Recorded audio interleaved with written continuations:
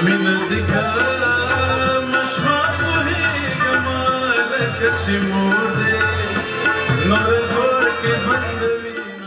کډوالۍ له ستړي ژونده ګوښې او ارامه شپه چې هنري او سندریزو شیبو یې د هر ګډونوال د ذوق تنده خړوبوله.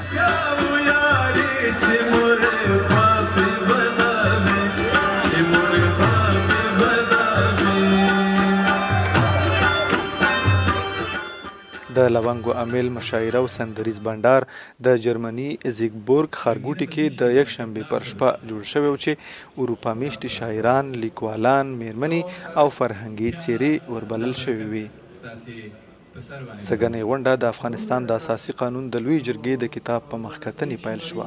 بیلابیلو لیکوالو د دغې مهم تاریخي کتاب پر ارزښت خبرې وکړې او د افغانستان کلتوري ودې ټولنې له لوري دا چاپ شوی اثر مهم او ګټور کار وباله. دا مشاعره او سندریز بنډار هر کال په جرمني کې د افغانستان کلتوري ودې ټولنه جوړوي.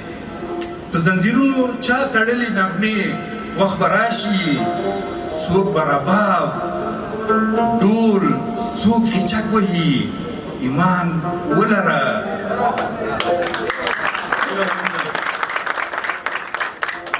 معنا ده چې تش توري کړي تر سرو غمیو ګران ستا خال ده چې معنا تهمت او تور ته ورکوي.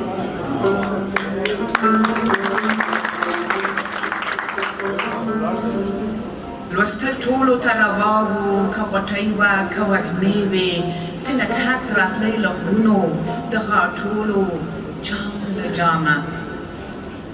افغان لیکوال او فرهنګیان په کډوالۍ کې دا ډول ناستي او کلتوري راټولیدنې د ژبې، ادب او جلاوطن افغان نسل لپاره ګټور بولي. هر کې کېږي نو طبیعي ده چې په دغسې ټولنو کې د افغانانو راټولیدل یو ځای کېدل دا لا ډېر اهمیت لري او دلیل یې دا دی چې موږ د خپل فرهنګي ویاړونو د ساتنې دپاره او د هغې د پالنې او نورې دنیا ته د معرفۍ دپاره دغسې ناستو ته ضرورت لرو.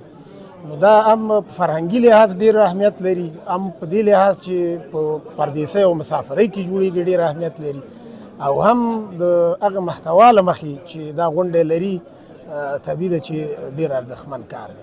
له یو لوري دغسې پروګرامونه د خپل هیواد او د خپلې خاورې د کلتور، فرهنګ او دودونو د ساتلو لپاره ډېر مهم دي.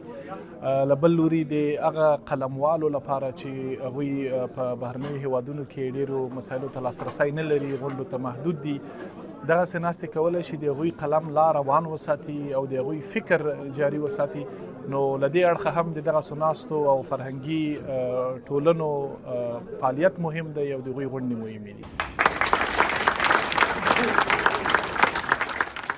په سږنۍ غونډه کې افغانستان کلتوري ودې ټولنې د زده کړو فعال مطیع الله وساته د هغه د کړي کار له امله د غازي امان الله خان مډال ورکړ او په پوهنیز ډګر کې د هغه هڅې وستایلې.